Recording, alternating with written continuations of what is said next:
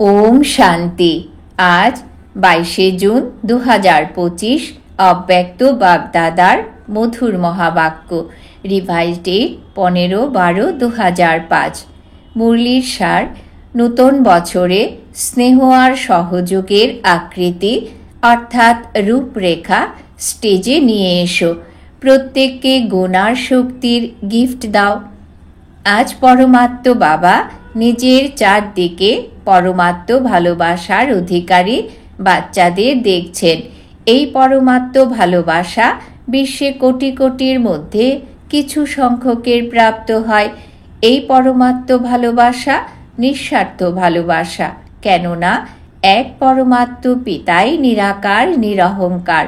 মনুষ্য আত্মা শরীরধারী হওয়ার কারণে কোনো না কোনো স্বার্থে এসেই যায়। পরমাত্ম ভালোবাসা ব্রাহ্মণ জীবনের বিশেষ আধার, ব্রাহ্মণ জীবনের জীবনদান। যদি ব্রাহ্মণ জীবনে পরমাত্ম ভালোবাসার অনুভব কম হয়, তবে ভালোবাসা বিনা জীবন তৃপ্তিকর নয়, শুষ্ক হয়ে যায়। পরমাত্ম ভালোবাসাই জীবনে সদা সাথ দেয় আর সাথী হয়ে সদা সহযোগী থাকে। যেখানে ভালোবাসা আছে, সাথ আছে, সেখানে সব কিছু খুব সহজ আর সরল হয়ে যায়। পরিশ্রমের অনুভব হয় না। এমন অনুভব আছে তো না? পরমাত্ম প্রিয় কোনো ব্যক্তি সাধনের আকর্ষণে আসে না, কেননা পরমাত্ম আকর্ষণ, পরমাত্ম ভালোবাসা এমন অনুভব করায় যে সদা ভালোবাসার কারণে সে লাভলীন থাকে, যাকে লোকে পরমাত্মায় লীন হয়ে যাওয়া মনে করে নিয়েছে। পরমাত্মায় লীন হয় না, কিন্তু পরমাত্ম ভালোবাসায় লাভলীন হয়ে যায়। বাগদাদা চতুর্দিকের বাচ্চাদের দেখেন, পরমাত্ম প্রিয় তো সবাই হয়েছ, কিন্তু এক হলো লাভলি বাচ্চা, আরেক হলো লাভলিন বাচ্চা। তো নিজেকে নিজে জিজ্ঞাসা করো, লাভলি তো সবাই, কিন্তু কতটা লাভলিন থাকি? লাভলিন বাচ্চাদের লক্ষণ হলো তারা সদা পরমাত্ম আজ্ঞাতে সহজভাবে চলে, আজ্ঞাতেও থাকে আর দেহবোধও উৎসর্গ করে দেয়।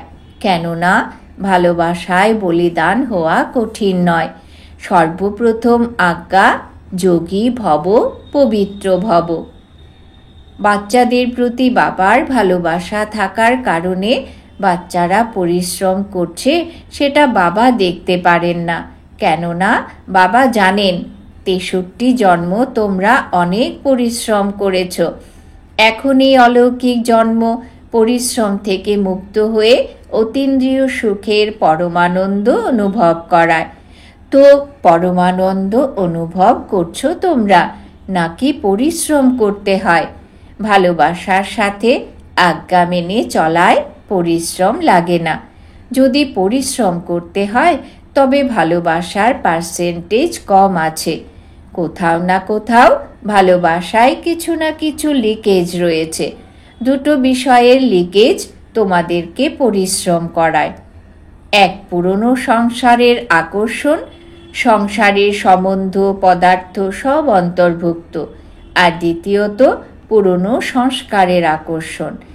এই পুরনো সংসার আর পুরনো সংস্কার নিজের দিকে আকর্ষণ করে, তাই তো পরমাত্ম ভালোবাসায় পার্সেন্টেজ হয়ে যায়। চেক করো এই দুই লিকেজ থেকে তুমি মুক্ত কিনা। স্মরণ করো তুমি আত্মার অনাদি সংস্কার এবং আদি সংস্কার কি ছিল, আর এখন অন্তের ব্রাহ্মণ জীবনের সংস্কার কি?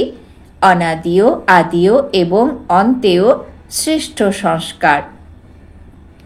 এই পুরনো সংস্কার মধ্য সময়ের, না অনাদি, না আদি, না অন্তের।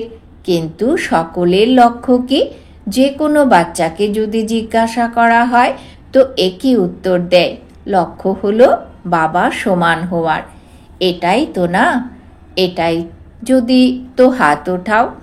তোমরা নিশ্চিত এটাই তোমাদের লক্ষ্য, নাকি মাঝে মাঝে বদলে যায়? তো বাবা বাচ্চাদের জিজ্ঞাসা করেন যে বাবা আর দাদা উভয়ের সমান সংস্কার কোনটা? বাবা সদা সব আত্মার প্রতি উদারচিত্ত ছিলেন, সব আত্মার প্রতি স্নেহ আর সম্মান স্বরূপে সহযোগী ছিলেন। এভাবে নিজেও নিজেকে সব আত্মার প্রতি সহযোগী অনুভব করো। তারা সহযোগ দিলে তবে তুমি সহযোগী হবে না। স্নেহ দিলে স্নেহী হবে না। যেভাবে ব্রহ্মা বাবা সব বাচ্চার প্রতি সহযোগী হয়েছেন, স্নেহী হয়েছেন, সেভাবে সদা সবার স্নেহী ও সহযোগী হওয়াকে বলা হয়ে থাকে সমান হওয়া। যদি কোনো বাচ্চাকে তার সংস্কার পরিবর্তন করার বিষয়ে পরিশ্রম করতে হয়, তার কারণ কি? ব্রহ্মা বাবা নিজের প্রতি অ্যাটেনশন রেখেছেন, কিন্তু পরিশ্রম করেননি। সংস্কার পরিবর্তনে পরিশ্রমের কারণ হলো লাভলি হয়েছ, লাভলিন হওনি। বাপদাদা তো সব বাচ্চাকে লাভলি বাচ্চা মনে করেন। তিনি জানেন প্রত্যেক বাচ্চা এমন, প্রত্যেক বাচ্চার জন্মপত্রিকা জানেন, তবুও তিনি কি বলবেন? লাভলি। বাপদাদা সব বাচ্চাকে সদা একই পথ, একই পালনা, একই বরদান দেন।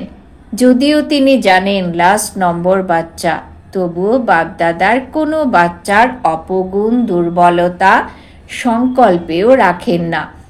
অতি প্রিয়, হারানিধি, মিষ্টি মিষ্টি এই দৃষ্টি আর বৃত্তি দ্বারা দেখেন। কেননা বাপদাদা জানেন এই বৃত্তি আর শ্রেষ্ঠ দৃষ্টির দ্বারা হীনবল মহারথী হয়ে যাবে।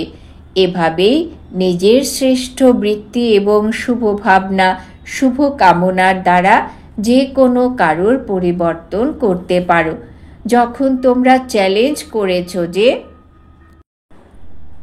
প্রকৃতিকেও পরিবর্তন করে দেখাবে, তবে কি আত্মাদের পরিবর্তন করতে পারবে না?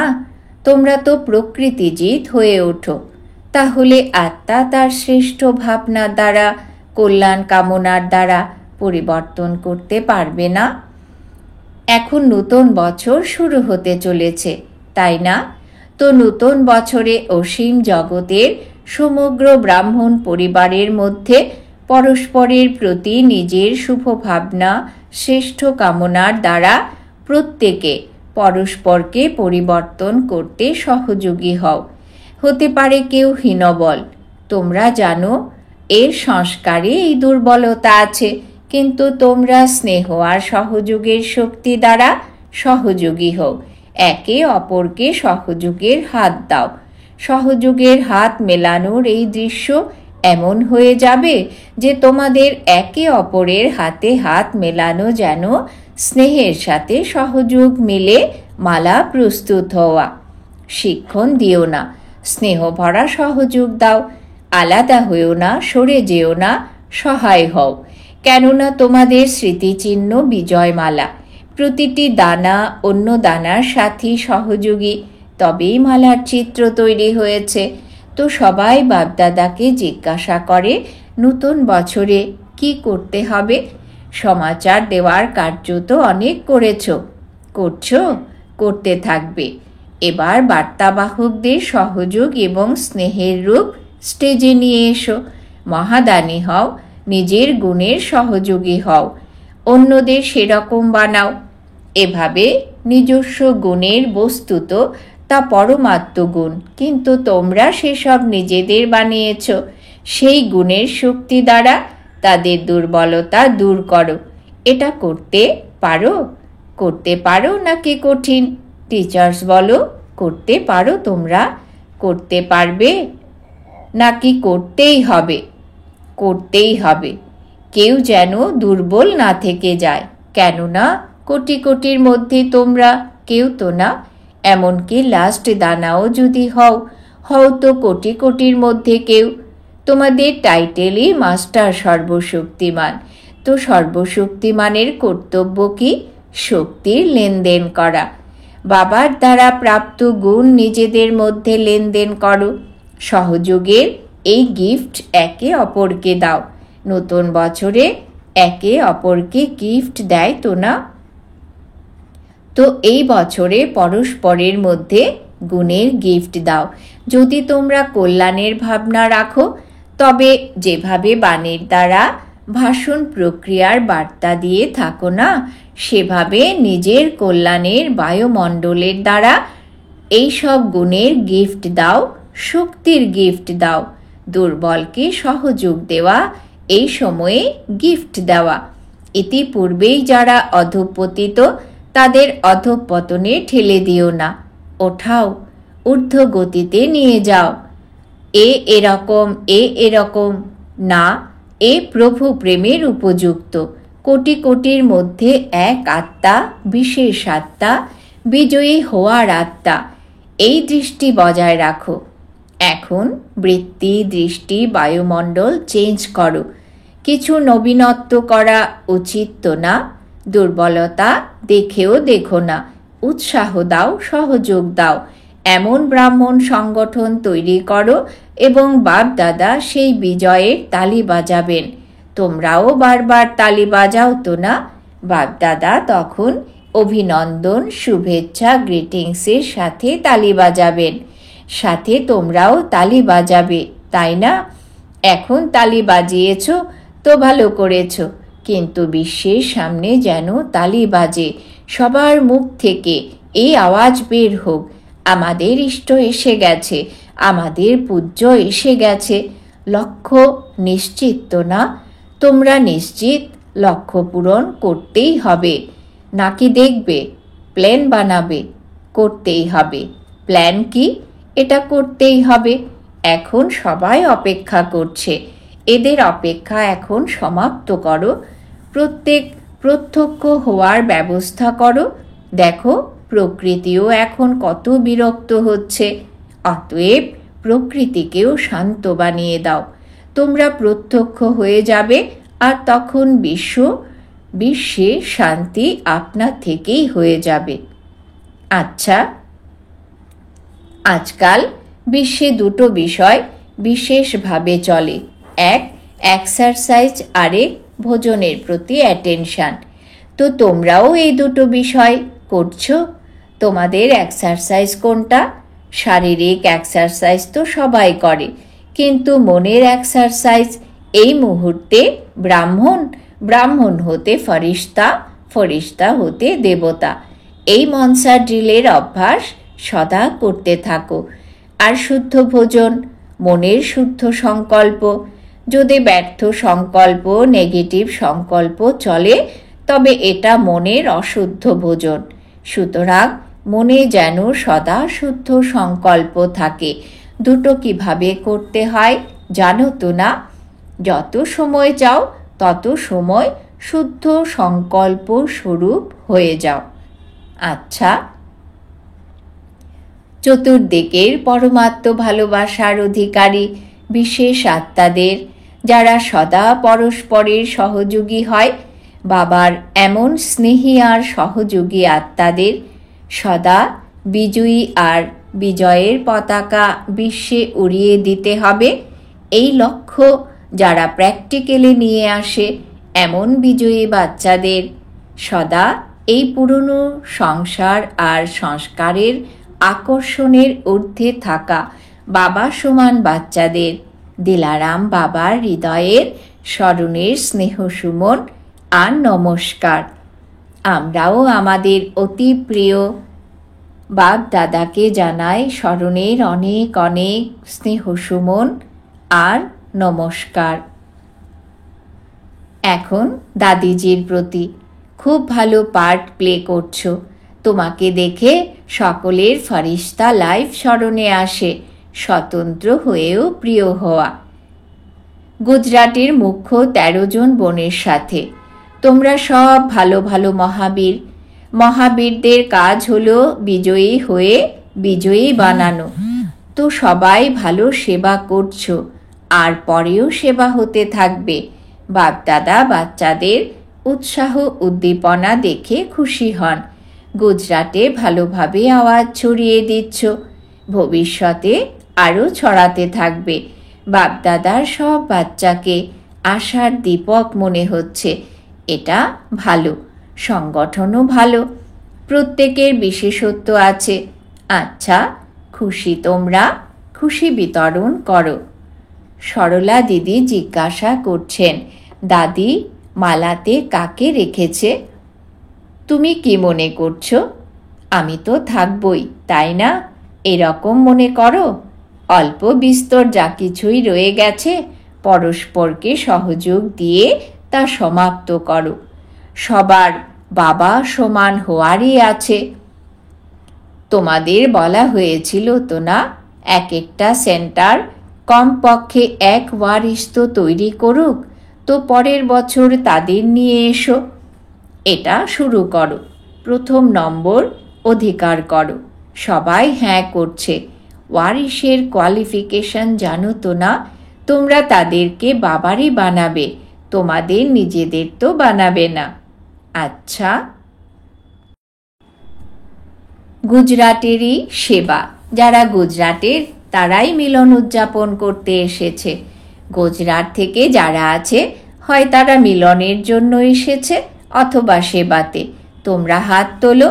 অনেক আছো, খুব ভালো, ভালো চান্স নিয়েছো। যারা গুজরাট থেকে তাদেরকে বাপদাদা বলেন। সিন্ধিতে কথিত আছে, যারা চুলায় আছে তারা হৃদয়ে থাকে। তো সবচাইতে কাছের থেকে কাছে গুজরাট। যে কাছে থাকে তাকে বলা হয়ে থাকে অন্তরঙ্গ। ডাকার সাথে সাথে পৌঁছে যায়। তো এমনই এভার রেডি গুজরাট, তাই তো না? যে কোনো সময় ডাকলেই এসে যাবে। তো তোমরা আসবে, এরকমই তো না? এমনকি পরিবারের কথা ভেবে আটকে থাকবে না, চলে আসবে। এবার রেডি তোমরা? এটা ভালো। সাকার ব্রহ্মার প্রেরণায় গুজরাট স্থাপন হয়েছে। যারা গুজরাট থেকে তারা গুজরাটকে নিমন্ত্রণ দেয়নি। ব্রহ্মা বাবা গুজরাট সেন্টার খুলেছেন, তাই তো গুজরাটের উপরে ব্রহ্মা বাবার বিশেষ নজর পড়েছে। তাছাড়া গুজরাট পুরুষার্থও করেছে, আর ভালো সংখ্যক সেন্টারও খুলেছে। কত সেন্টার আছে? 300 সেবা কেন্দ্র, উপর সেবা কেন্দ্র এবং 3000 গীতা পাঠশালা আছে। আচ্ছা, সর্বাধিক সেন্টার কোন জোনের আছে? বোম্বে, মহারাষ্ট্র। আচ্ছা, মহারাষ্ট্র থেকে এসেছে? সবাই বলল আজ আসেনি। সবচাইতে বেশি মহারাষ্ট্রে আছে। যারা গুজরাট থেকে তারা ভালো সেবা করছে। গুজরাটের বিস্তার ভালো। এখন কি করতে হবে? বিস্তার তো হয়েছে, ভালো বিস্তার করেছ। এখন গুজরাটের তোমরা নম্বর 1 ওয়ারিশ তৈরি করো। সবচেয়ে বড় যে সেবা কেন্দ্র আছে সেখানে পুরনো ওয়ারিশ যারা রয়েছে তারা তো আছেই, কিন্তু নতুন ওয়ারিশ তৈরি করো। ঠিক আছে, প্রতিটা সেন্টার থেকে এক ওয়ারিশ তো বের করো। কেননা মালায় দানা তারাই হবে যারা ওয়ারিশ কোয়ালিটির হবে। সুতরাং মালা তৈরি করতে হবে তো না? 16,108 মালা তৈরি হয়ে আছে। এখন যদি বাপদাদা বলেন যে 108 মালা বানাও, তো বানাতে পারবে? দাদিজি বলেন হতে পারে। তৈরি আছে? 108 মালা তৈরি হয়ে গেছে? হ্যাঁ বাবা, প্রস্তুত। আচ্ছা, লিখে দেখাও। তৈরি আছে তো খুব ভালো, অভিনন্দন।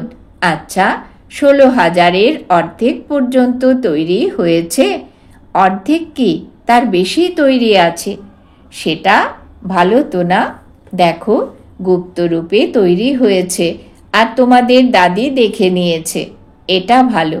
এরকম শুভ ভাবনা, শুভ আশা তৈরি করেই নেয়। এখন সবাই শুনেছ না? নিজেকে চেক করতে হবে, আমি সেই মালাতে এভার রেডি। আচ্ছা, আর কি করতে হবে? ক্যাড গ্রুপ, ক্যান্সার পেশেন্টদের, এরা এসেছে, এটা ভালো। আওয়াজ ছড়িয়ে দেওয়ায় এই সাধনও খুব ভালো। কেননা সবাই প্র্যাকটিক্যাল প্রমাণ দেখতে চাইতো না। আর বিনা খরচের মেডিটেশন দ্বারা ঠিক হয়ে যাওয়া তো সবার খুব ভালো লাগে। ধীরে ধীরে এর আভা বৃদ্ধি করে যাও। তিনি শুনেছেন তোমরা করছো, আর সফলতাও লাভ হচ্ছে, আরও লাভ হতে থাকবে। বাকি তো বাপদাদা এই কার্যের জন্য যারা নিমিত্ত তাদের অভিনন্দন জানাচ্ছেন। অফিসিয়াল গভর্নমেন্ট পর্যন্ত পৌঁছে যাচ্ছে। আরও যদি ছড়িয়ে দিতে থাকো তবে মেডিটেশনের গুরুত্ব বাড়তে থাকবে, আর বাপদাদা এই বিধি পছন্দ করেন। আচ্ছা, বাবা আজ বরদান দিয়েছেন, মনের মৌনতার দ্বারা সেবার নতুন ইনভেনশন বের করে সিদ্ধি স্বরূপ ভব। মনের মৌনতার দ্বারা সেবার নতুন ইনভেনশন বের করে সিদ্ধি স্বরূপ ভব। বিস্তার: যেমন প্রথম মৌনব্রত রেখেছিলে তো সবাই ফ্রি হয়ে গেছিলে, টাইম বেঁচে গেছিল, ঠিক তেমনি এখন মনের মৌনতা বজায় রাখো, যাতে ব্যর্থ সংকল্পই না আসে। যেভাবে মুখ থেকে আওয়াজ বের হয় না, সেভাবে যেন ব্যর্থ সংকল্প না আসে। এটাই মনের মৌনতা। তাহলে সময় বেঁচে যাবে। মনের মৌনতার দ্বারা সেবা করেছ, এমন নতুন ইনভেনশন বের হবে যাতে তোমাদের সাধনা কম করতে হবে আর সফলতা বেশি হবে।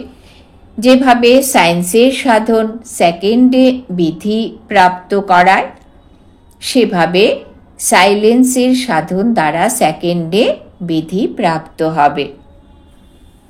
স্লোগান: যে স্বয়ং সমর্পণ স্থিতিতে থাকে সকলের সহযোগও তাদের সামনে সমর্পিত হয়। যে স্বয়ং সমর্পণ স্থিতিতে থাকে সকলের সহযোগও তাদের সামনে সমর্পিত হয়। আজকের সমান: আমি সিদ্ধি স্বরূপ আত্মা। আজকের জন্য অব্যক্ত ইশারা: আত্মিক স্থিতিতে থাকার অভ্যাস করো, অন্তর্মুখী হও, অনেক প্রকারের ব্যক্তি বৈভব অথবা অনেক প্রকারের বস্তুর সম্পর্কে এসে আত্মিক ভাব আর অনাসক্ত ভাব ধারণ করো। এই বৈভব আর বস্তু অনাসক্ত ভাবের সামনে দাসী রূপে থাকবে এবং যাদের আসক্ত ভাব থাকবে তাদের চুম্বকের মতো বশীভূত করবে। ওম শান্তি।